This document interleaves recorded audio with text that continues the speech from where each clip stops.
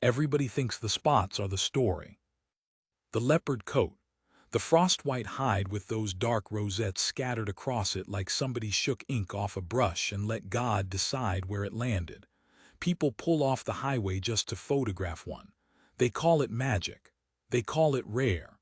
And they're not wrong, but they're looking at the skin of the thing and calling it the soul. The real story isn't in the spots. It's in what those spots survived. There was a winter 100 and some years back when men with rifles tried to erase every last one of these horses from the face of the earth, shot them in the snow, scattered the bloodlines to the wind, and by every reasonable accounting, the Leopard Appaloosa should be gone. A ghost. A thing you only see in old photographs. But I've got one standing in my barn right now, breathing steam into the cold, alive against all arithmetic. This is the story of how she got here. It's not a clean story. Somewhere in it, an old man made a choice I still can't decide was mercy or cruelty. Somewhere in it, I lied to a dying friend. And somewhere in it, if you stay with me, you'll understand why I keep this logbook, and why I can't seem to close the last page. Stay till the end. I'm only going to tell it once. The mare was down and screaming, and I had my whole arm inside her, and the old man wouldn't stop talking. That's where I have to start, because that's where it started for me. Not at the beginning of the thing, which happened long before I was born, but at the muddy, blood-warm middle of it, on the worst night of the worst February I'd ridden through in 40 years of ranching. Let me back up half a step. My name's Wade Coolidge. I ran a small spread up in the high country where the timber gives way to open bench land, elevation enough that the snow doesn't so much fall as arrive with an opinion. I'm the kind of man who keeps a logbook. Has too.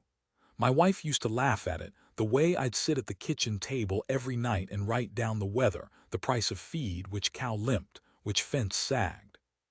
She said I wrote things down because I didn't trust the world to remember them for me. She wasn't wrong. She usually wasn't. She's gone 3 years now, and I still write it all down, and I've stopped pretending it's for the ranch. So the mare.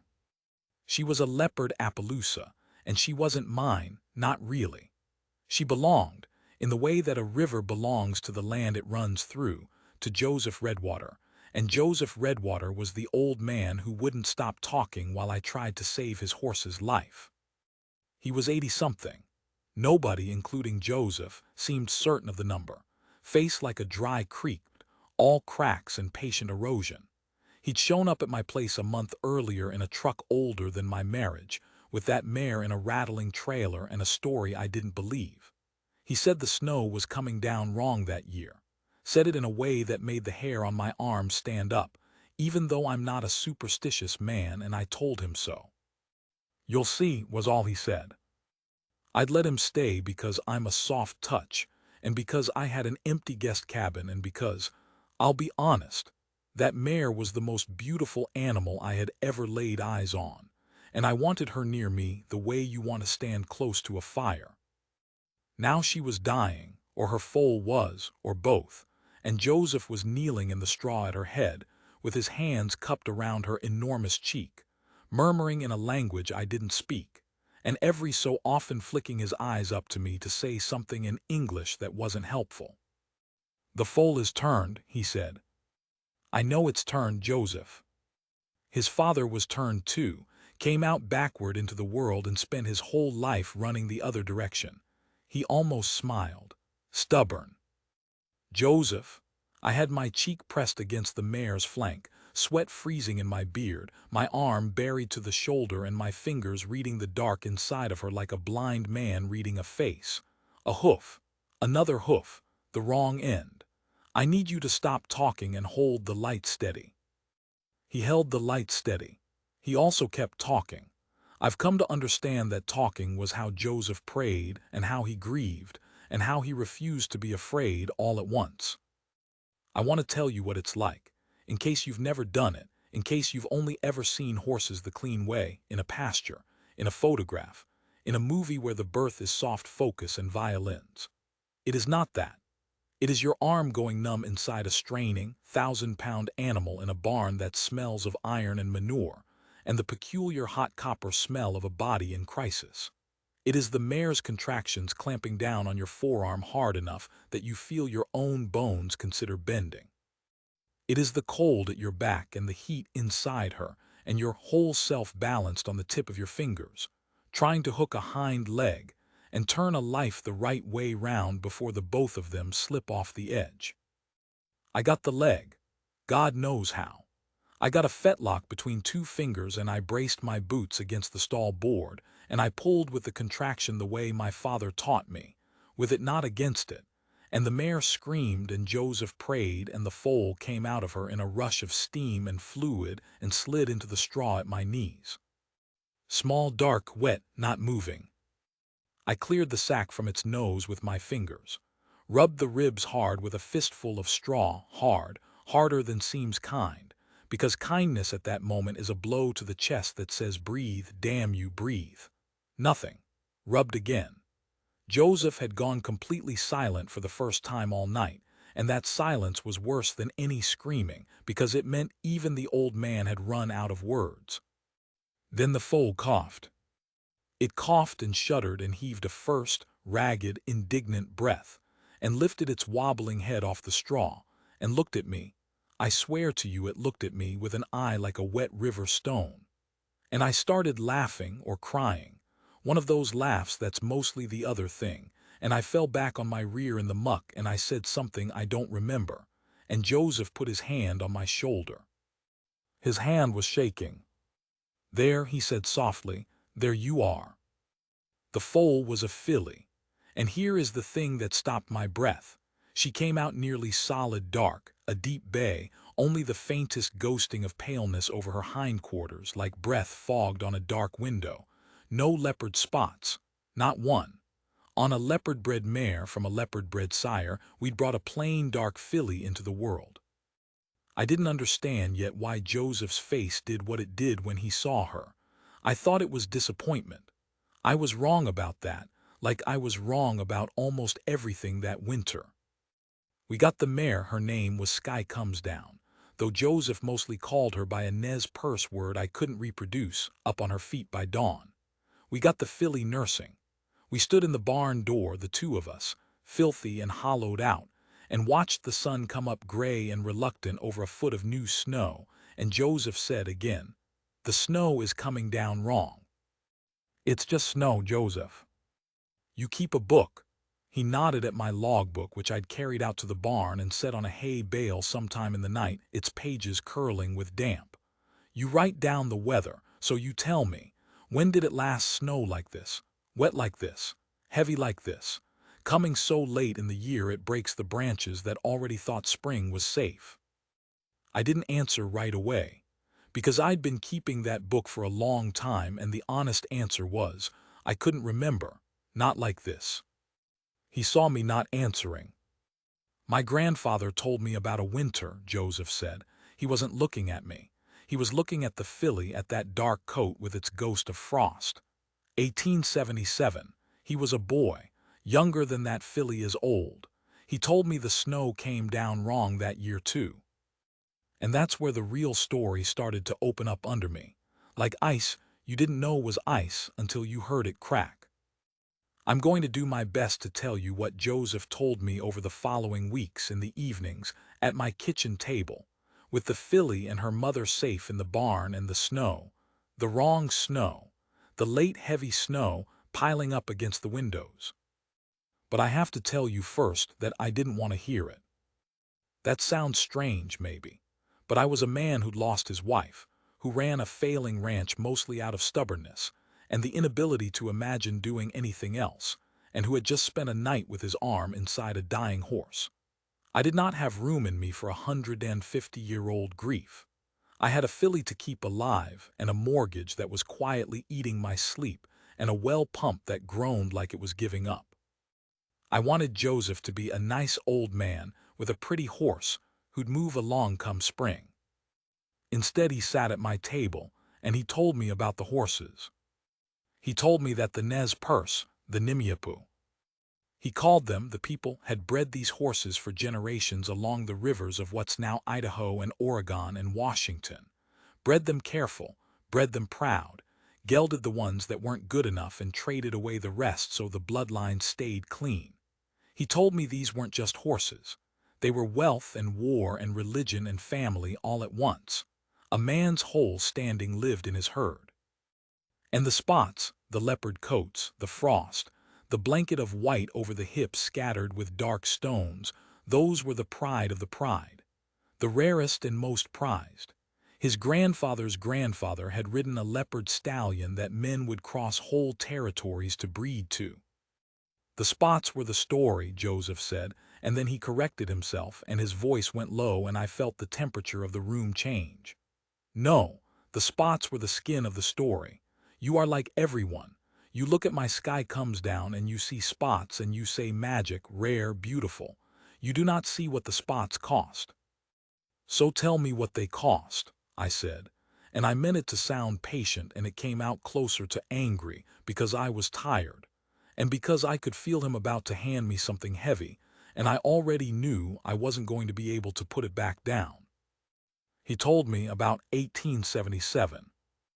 I won't pretend I remember every word. I remember the shape of it, the way you remember the shape of a wound. The people were pushed off their land, a treaty broken, gold found, the usual grinding arithmetic of that century. A band of them ran for months, Joseph said, more than 1,000 miles, old people and children and the sick fighting rearguard actions against the army, outmaneuvering generals, running for the Canadian line and safety, running on those horses. The famous flight. He said it the way you'd say a prayer you'd worn smooth with repetition. And they almost made it.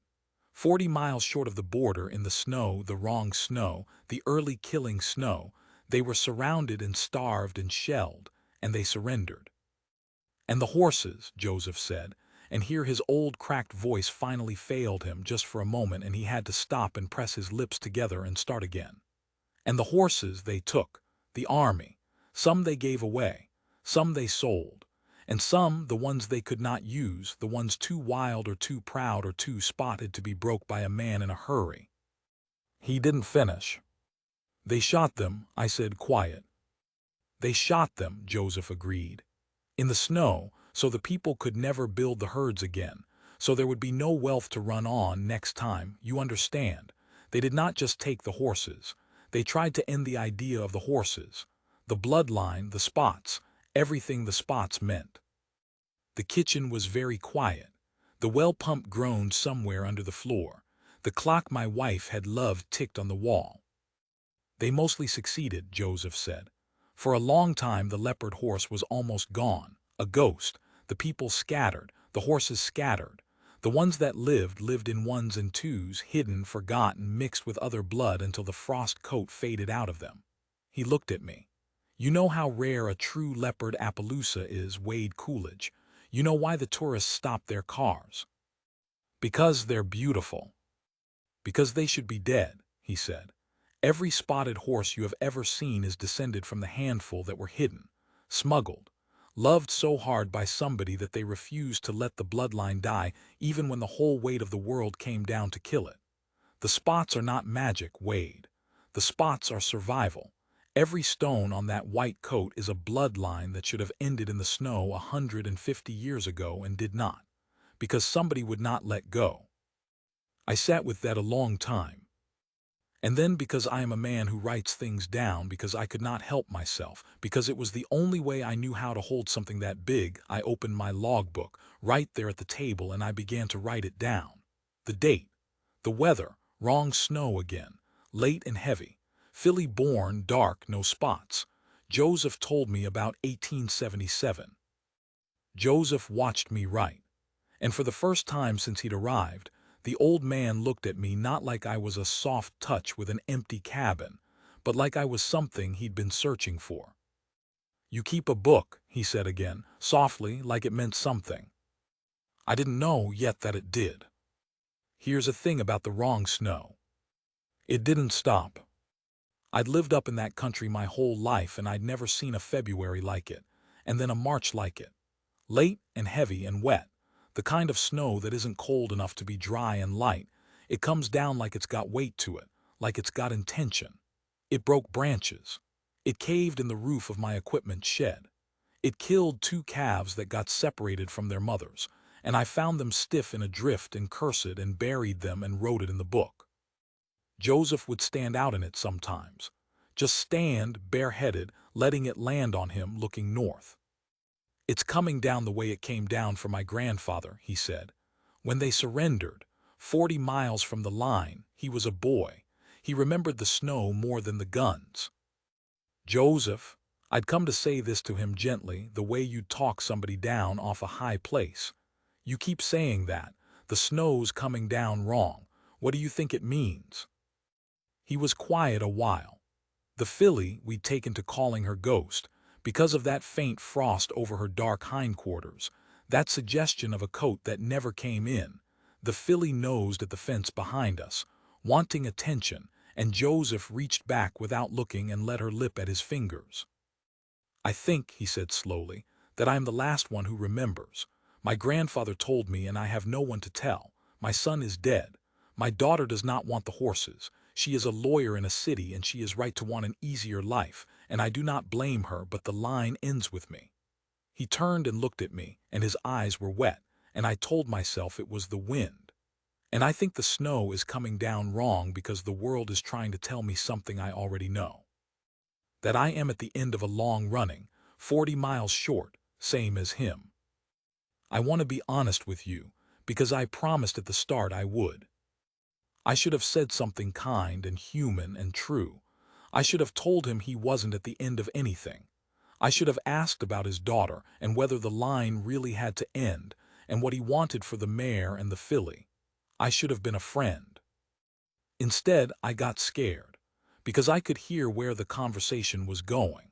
I could hear him about to make me responsible for something enormous, and I was a broke widower with a caving barn who could barely keep himself going, and some cowardly ledger-keeping part of my brain did the math and did not like the sum. So I said, "It's just weather, Joseph," and I went inside. I have thought about that a great deal since, about the difference between what a friend does and what a frightened man does, about how I turned my back on an old man standing bareheaded in the wrong snow, looking north, at the exact moment he was trying to tell me he was dying. Because he was dying. I found that out a week later, and by then it was too late to be as good a friend as I could have been, and I've had to make my peace with being only as good a friend as I managed. He collapsed in the barn.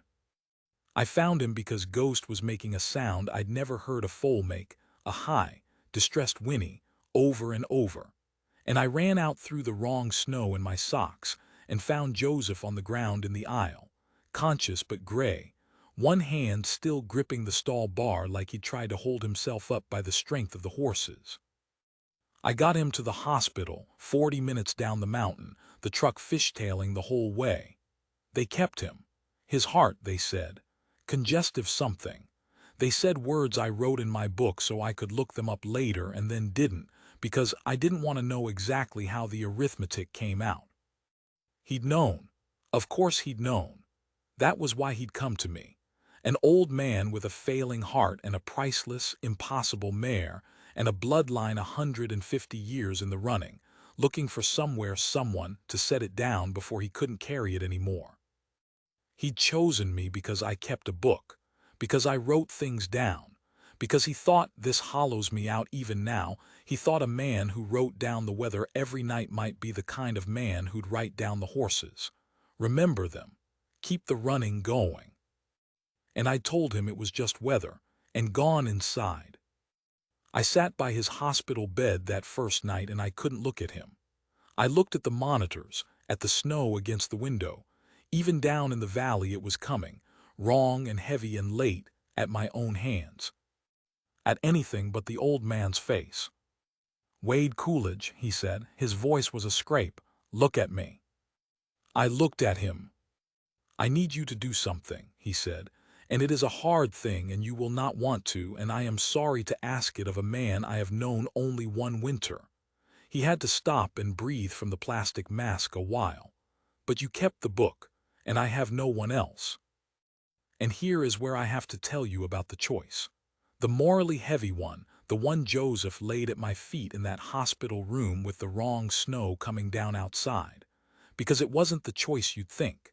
It wasn't take my horses. I'd have said yes to that in a heartbeat, mortgage or no mortgage, caving barn or no barn. I'd have found a way, and gladly.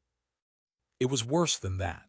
It was stranger and worse, and it split me right down the middle, and I have never told anyone what he asked, and I'm not certain I'm going to tell you now either, because I gave him my word. I'll tell you this much of it. He said the filly has no spots. No, I said, she's dark, just a little frost on the hip. Yes, and here the old man did something I did not expect. He smiled, a real one, cracking that dry-creaked face wide open. That is the whole secret, Wade. That is the thing the tourists do not know when they stop their cars. That is the hidden story behind the leopard spots. He gripped my wrist with a strength I didn't think was left in him. You want to know the magic of the Appaloosa. You want to know how they survived when the world tried to kill them all. Tell me, I said, and I meant it now. God, I meant it. Sometimes, Joseph said, the spots skip. I didn't understand. He saw I didn't understand. A leopard mare, a leopard sire, and the foal comes out plain, dark, nothing. No frost, no stones, no blanket, and the men in a hurry, the men who wanted to end the bloodline in the snow, they looked at a plain dark foal and they let it go. Not worth a bullet, not worth the trouble. And that plain dark foal grew up and had foals of its own, and one of those his grip tightened. One of those came out covered in stars. The spots were never gone. They were only hiding. In the plain ones. In the ones nobody thought were special. The bloodline survived the slaughter because some of the children looked like nothing at all. I sat there with the monitor beeping and the wrong snow falling, and I understood, finally, why his face had done what it did when Ghost was born dark. It wasn't disappointment. It was recognition. She looks like nothing, Joseph said, gazing at nothing himself now, seeing a barn 40 minutes up the mountain. My Ghost, she looks like nothing at all. And that is exactly why she is the most important horse I have ever bred. She is the one they would have let go. She is how the line survives. He turned his head on the pillow and his eyes found mine, and they were absolutely clear. And now I need you to make me a promise about her. And it is the hard thing, and you are going to hate me for it. I told you I'd only tell this once, and I told you it wasn't a clean story, and I told you that somewhere in it I lied to a dying friend. This is where those things come due. Joseph's hard thing, the promise he asked for in that hospital room, I'll finally set it down, because he's been gone long enough now that I think he'd forgive me the telling. And because a promise you carry alone too long stops being a promise and starts being a stone in your chest. He asked me not to breed her. That was it. That was the whole terrible thing. He asked me to take Ghost, the plain dark filly who carried the hidden spots, the one who was, by his own accounting, the most important horse of his life, and let the line end. You're not making sense, I said. You just told me she's how the bloodline survives. You just told me the spots are hiding in her. And now you want me to, what, geld her out of existence? Let 150 years of running just stop, with you. Yes, Joseph said. Why? I was angry now. Angry in the way you get when someone you love is dying and won't let you save the thing you could actually save. Why would you run all that way and then throw it in the snow yourself? And the old man closed his eyes and he told me the last piece. The piece under the piece. The thing at the very bottom of the well. Because I am tired, Wade, he said.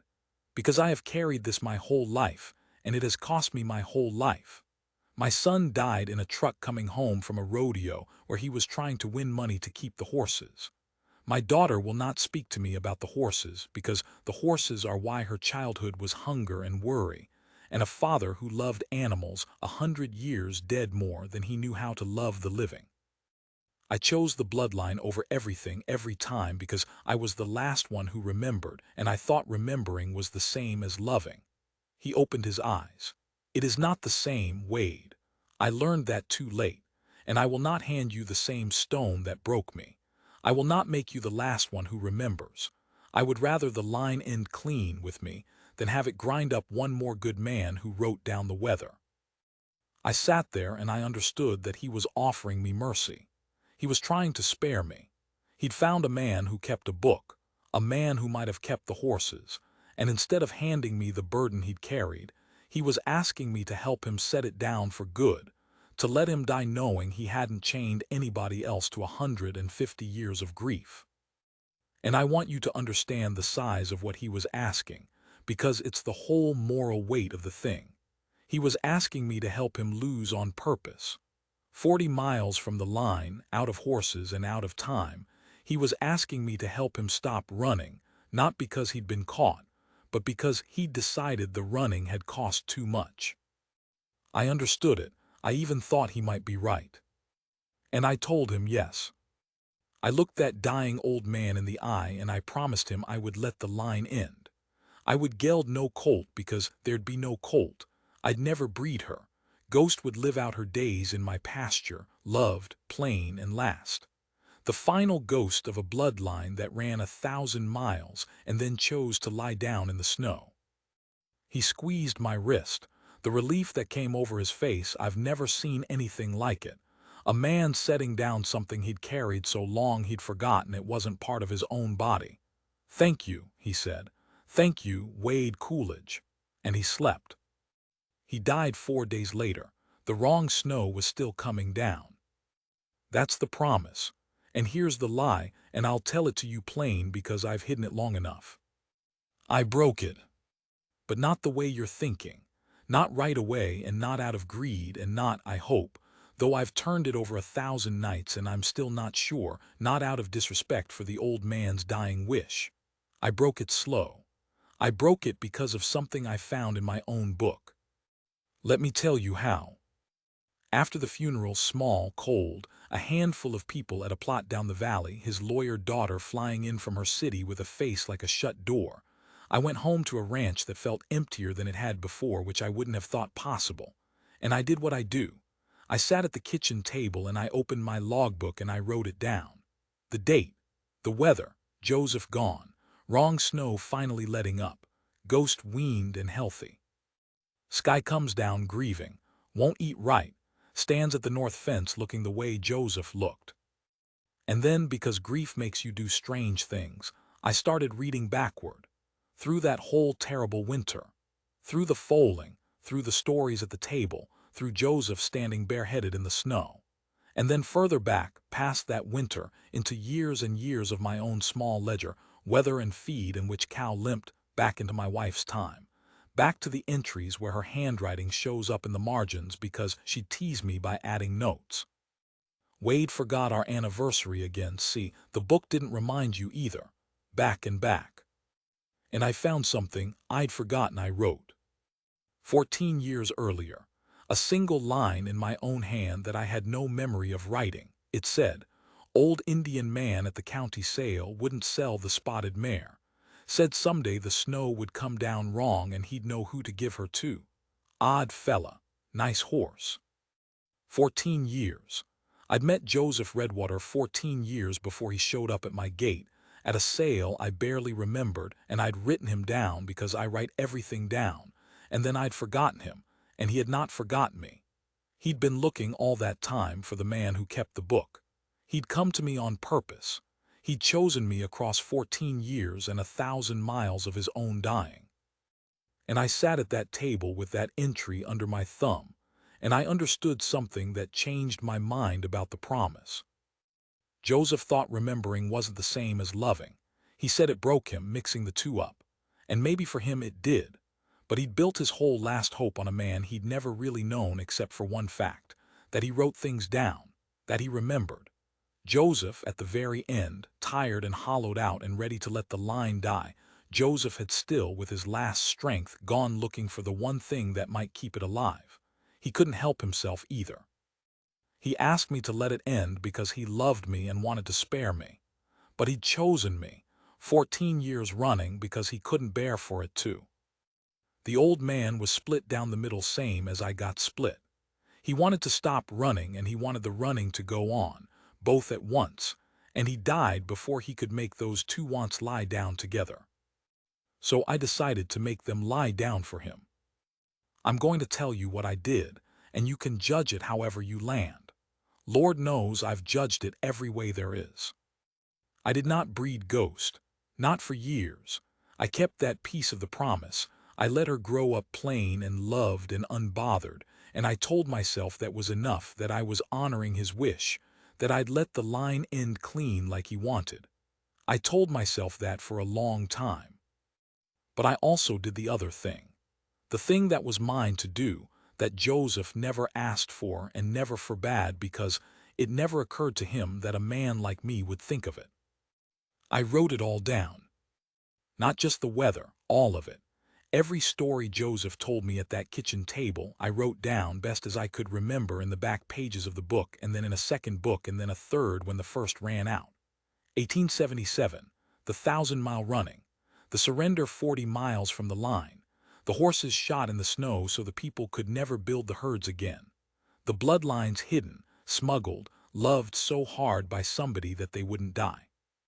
The secret of the plain foals, the spots that skip, that hide in the ones nobody thinks are special, that survive because they look like nothing at all. I wrote down Ghost. I wrote down Sky Comes Down.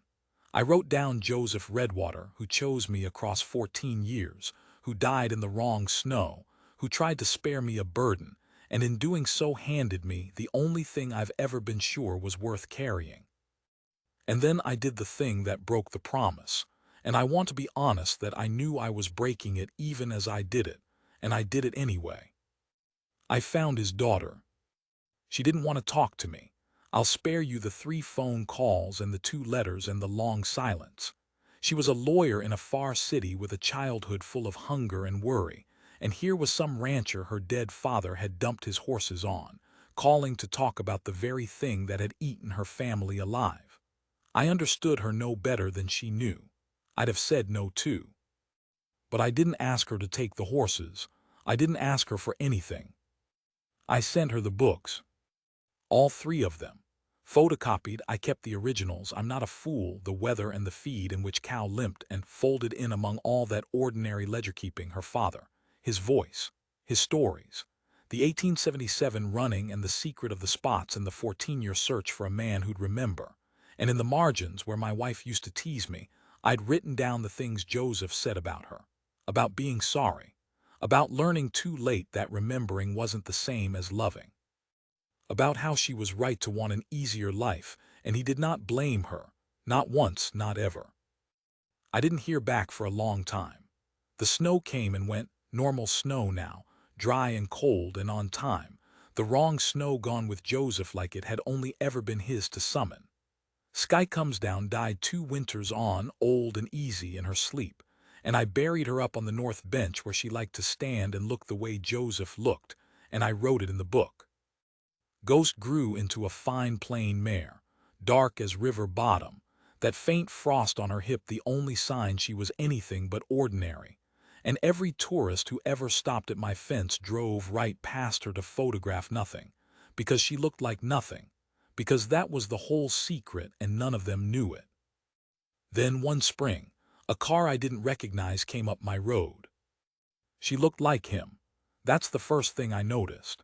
She had his creaked patience under the city clothes, and she stood at my fence a long time looking at the plain, dark mare before she said a single word to me. "This is her," she said, not a question. "This is Ghost." He wrote that she looks like nothing. Her voice caught on the word he. "That's why she matters, because she looks like nothing." She turned to me, and her eyes were her father's eyes, clear all the way to the bottom. "I read the books, all of them.